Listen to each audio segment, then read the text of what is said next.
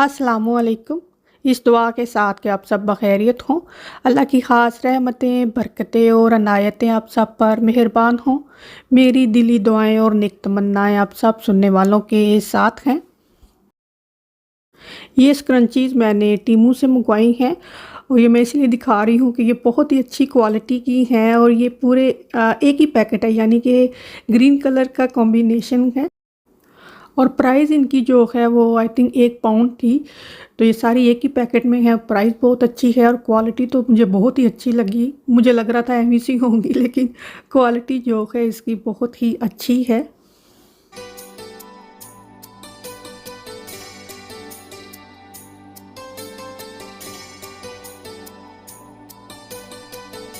हम पासपोर्ट जो है वो ऑनलाइन ही अप्लाई करते हैं, तो तस्वीर खींचकर भी ऑनलाइन ही वो अपलोड हो जाती है। तो तस्वीर जो है वो बार बार अपलोड करनी पड़ती है कि वो आता नहीं है कि पुअर क्वालिटी है, सही नहीं है। तो बुरहान की एक ही दफ़ा में फ़ोटो जो है वो सिलेक्ट होगी। तो हमने कहा चलो ये मसला तो नहीं पड़ा कि बार बार फ़ोटो खींचनी पड़ेगी। लेकिन जब उन्होंने प्रोसेस शुरू किया पासपोर्ट का, तो मुझे मैसेज किया कि इसकी फ़ोटो जो है वो दोबारा खींच कर भेजें। तो दोबारा फ़ोटो खींच कर भेजें। हर मुस्लिम घर में कुरान पाक होता है, ठीक है, इसमें तो कोई दो राय नहीं है। ये कुरान पाक मेरी बेटी जब मस्जिद अक्सा गई थी अपने डैडी के साथ, तो वो लेकर आई थी मेरे लिए। इसके काफ़ी बड़े बड़े हरूफ हैं इस तरह से, तो मैंने कहा था बड़े हरूफ वाला मेरे लिए लेकर आना, क्योंकि जो छोटे हरूफ है ना मुझे वो नज़र नहीं आते हैं। जैसे ये वाला, ये मेरा बेटा इससे पढ़ता है, मेरा बेटा बुरहान। तो ये मुझे बगैर ग्लासेस के मैं नहीं पढ़ सकती। ये मेरे पास पारे हैं जो कि मैं पाकिस्तान से लाई हुई हूँ, ताज कंपनी के हैं ये पूरा कुरान पाक है। ये पूरे कुरान पाक के पारे हैं, 30 पारे हैं। मुझे सबसे ज़्यादा इससे पढ़ना सही लगता है, क्योंकि एक एक पारा है और इसके जो हरूफ लिखे हुए हैं वो काफ़ी बड़े हरूफ हैं, तो वो सही से पढ़े जाते हैं। तो मुझे ये सही लगता है। ये मैं क्यों बता रही हूँ, मैंने यूट्यूब पर मैंने कुछ एक लोग ऐसे नज़र से गुजरे मेरे, तो मैंने देखा कि कुछ ख़वातीन नमाज पढ़ के, तो जाए नमाज पर ये जो मोबाइल है इससे कोई कुरान पाक पढ़ रही हैं, कोई सूरत पढ़ रही हैं।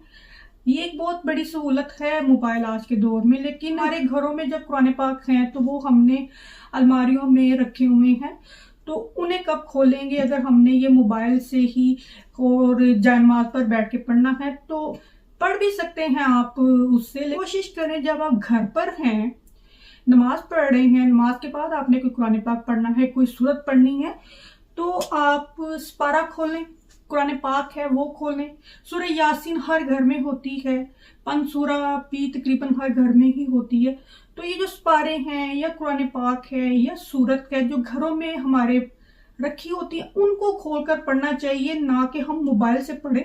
मोबाइल से पढ़ने में कोई कराहत नहीं है, लेकिन ये है कि आप सफ़र पर हैं, किसी ऐसी जगह पर हैं कि आप इस पारा नहीं खोल सकते या नहीं इस पारे से पढ़ सकते, तो उस सूरत में आप मोबाइल से पढ़ सकते हैं। तो चूंकि ये रमज़ान का महीना है, तो सहूलतन ये ना सोचें कि चले मैं बैठा हूँ या मैं बैठी हूँ फटाफट मैं मोबाइल खोलूँ तो इससे मैं कोई सूरत पढ़ लूँ या पारा पढ़ लूँ। हाँ, अगर आप जैसे यंग बच्चियाँ हैं, मेरी बेटी स्कूल जाती है तो वहाँ पर वो मोबाइल से पढ़ सकती है, क्योंकि स्कूल में तो वो कुरान पाक लेकर नहीं जाती, तो ना ही वो कोई सहूलत है कि वहाँ से लेके पढ़ सकती है। तो मोबाइल से पढ़ा जा सकता है। घर की सिर्फ मैं बात कर रही हूँ।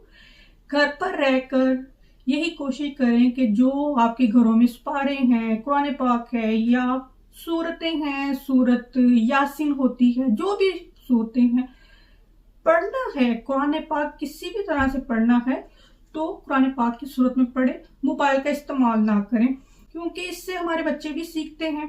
मैं तो इसी से पढ़ती हूँ। ये मैं पाकिस्तान गई थी, वहां से लेकर आई हूँ।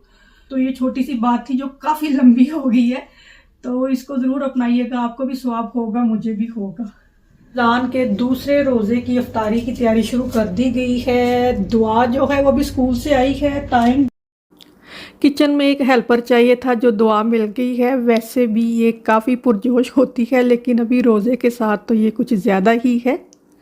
अभी मैं यहाँ पर क्रीम चाट बना रही हूँ।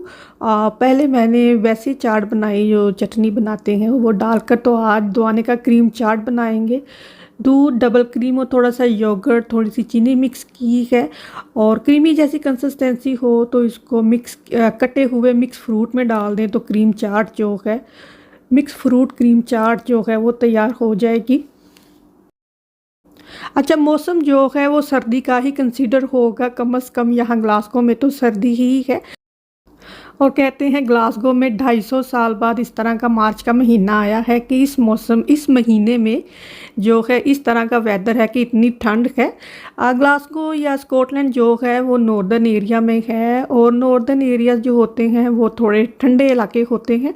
तो अगर हाईलैंड पर स्नो पड़े, ग्लासगो में ना भी हो, तो अपने आप ठंड हो जाती है। तो आजकल थोड़ी स्नो की प्रेडिक्शन है हाईलैंड पर, तो उस वजह से भी शायद ग्लासगो में जो है मौसम अच्छा खासा ही ठंडा हो जाता है। और रोज़ा खोलने के बाद ना एकदम से पेट में ना दर्द सी शुरू हो जाती है, क्योंकि सारा दिन कुछ खाया नहीं होता है तो एकदम सर्दी लगने लगती है। मेरे बच्चों के साथ ऐसा हुआ है, क्योंकि एकदम से उन्हें सर्दी लगती है तो उसका बेहतर हल यही है कि जंपर वगैरह पहन कर रखा जाए, या जो टेम्परेचर है हीटिंग वगैरह ऑन करके रखी जाए, या गर्म पानी की बोतल जो है वो लेकर बैठ जाए। तो ऐसा लगता है कि एकदम ठंड लगती है तो पेट में इतनी दर्द होना शुरू हो जाती है। तो उसका हल ये नहीं है कि हम वॉक करना शुरू कर दें कि हमने खाना खाया है तो इस वजह से एकदम से तबीयत ऐसे ख़राब हो रही है। बेहतर यही है कि अपनी जो बॉडी है उसको थोड़ा सा गर्म रखा जाए, जंपर या कोई ऐसी चीज़ पहन ली जाए। लेटस को बहुत अच्छे से धोकर सैलड में इस्तेमाल करना चाहिए और उसको मैं अच्छे से निचोड़ के सैलड में डालती हूँ, वैसे ही नहीं उठा के डाल देनी, उससे लेटस काफ़ी रनी टेक्सचर की हो जाएगी। होममेड चटनी जो है इस दफ़ा मैंने इसमें लाल रंग डाला है, ये इसमें डाल देनी है। ये देखिए, इसकी थिकनेस आपकी अपनी मर्जी पर है, फ्रिज में रखने से भी अच्छी खासी थिक हो जाती है।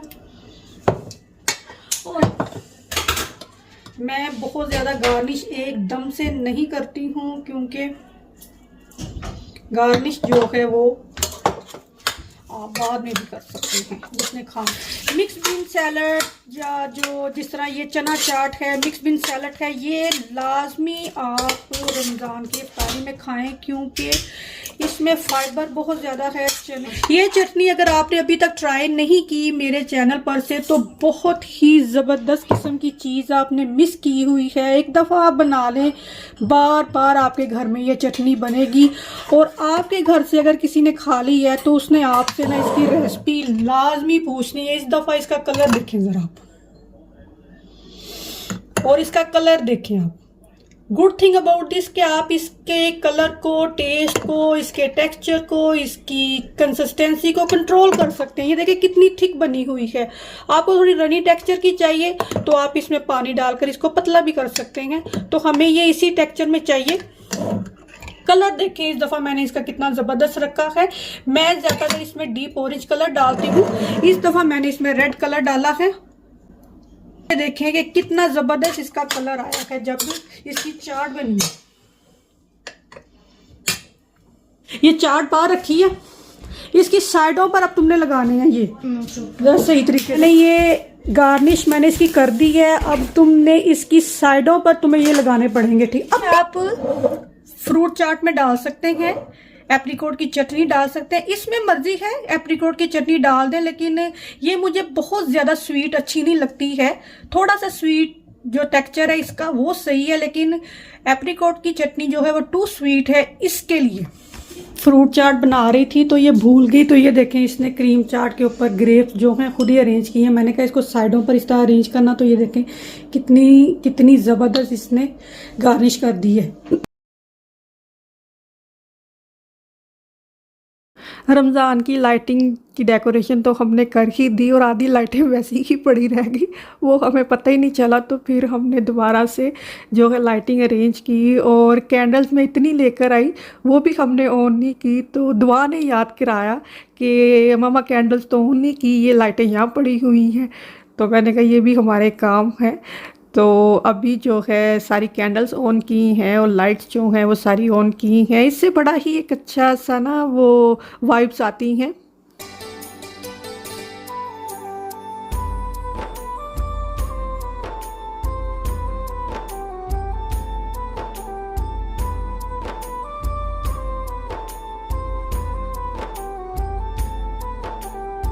यहाँ पर मैंने कैंडल टी लाइट होल्डर ही रखे होते हैं, तो वो काफ़ी ज़्यादा ही हैं, तो मैंने ऐसे रखे हैं जिनसे लाइट जो है वो बड़ा अच्छा सा उनका पैटर्न जो है वो अक्स जो है वो बाहर आना चाहिए।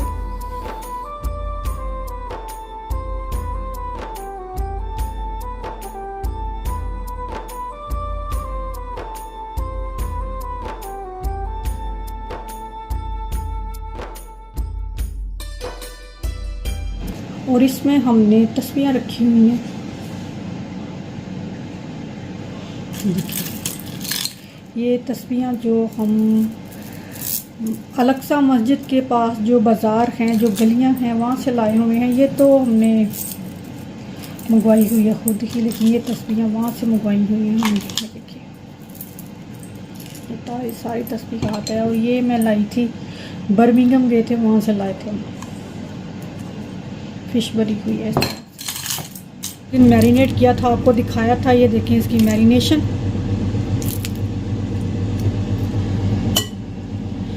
चिकन टिक्का तंदूरी चिकन की मैरिनेशन फ्रिज में 4-5 दिन इवन हफ्ते तक भी ख़राब नहीं होगी। बस ये है कि आपने 1-2 दिन बाद इसको मिक्स कर लें।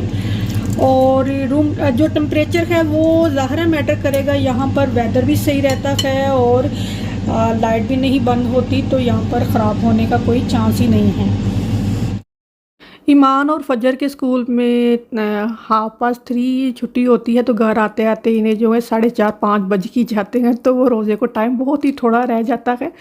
तो फजर आई है जो है, ये मैं लेकर आई थी साइप्रस से। ये देखिए इसके ऊपर इस तरह से एप्लिक हुई है। बहुत ये पैटर्न सा नहीं है, ये देखिए सिलाई करके एप्लिक हुई है। ये देखिए नया टेबल कवर बिछा दिया मैंने। ये वाइपेबल है, वॉशेबल है, कॉटन नहीं है, कुछ और ही फैब्रिक है। अब इसको बिछाया ही है तो कोई ना कोई चीज़ खाते वक्त गिर ही जाती है, तो वो निशान से पड़ ही जाते हैं, तो इसको धोना पड़ेगा। कभी कभार बिछाने के लिए सही, या इसको बार बार धोते रहें। और आज चिकन टिक्का रोल बनाने थे, तो मैंने चूल्हे पर ही जो है इसको चारकोल का इफ़ेक्ट लगाया। इस तरह चारकोल का इफ़ेक्ट लगाएं चिकन टिक्के को, तो इसको ढाँप कर रखें, क्योंकि अगर रमज़ान के लिए बना रहे हैं तो ये ठंडे हो सकते हैं, तो ज़्यादा ठंडे होके ये थोड़े हार्ड से हो जाएंगे। तो इसको ढाँप कर रखना है ताकि ठंडे ना हो। और जैसे ही अंधेरा हुआ है तो इसकी लाइट कितनी अच्छी लग रही है। लंदन में जो अफ्तारी का टाइम है वो यहाँ ग्लासगो से तकरीबन 20-25 मिनट पहले होती है, और अभी जो है अफ्तारी का टाइम शुरू हो चला है। और आज चूँकि चिकन टिक्के के रोल बनने थे, तो वो फिर हमने नमाज़ पढ़कर बनाए कि जिसने खाने हैं मैंने उसी वक्त बनाए, अभी बना कर रख देते तो वो ठंडे हो जाने थे।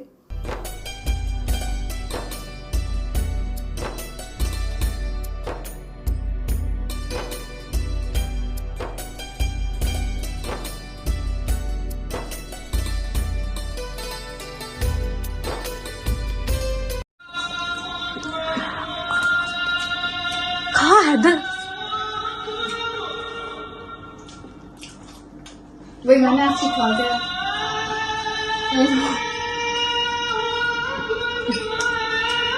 मेरी बॉडी में गले के लिए फंसी है। यहाँ तक व्लॉग को देखने के लिए बहुत शुक्रिया। आपको एक दफ़ा फिर रमज़ान मुबारक। लाइक का बटन लाजमी प्रेस करना है। अपना और अपनों का इस रमज़ान में बहुत ख्याल रखें। अल्लाह हाफिज़।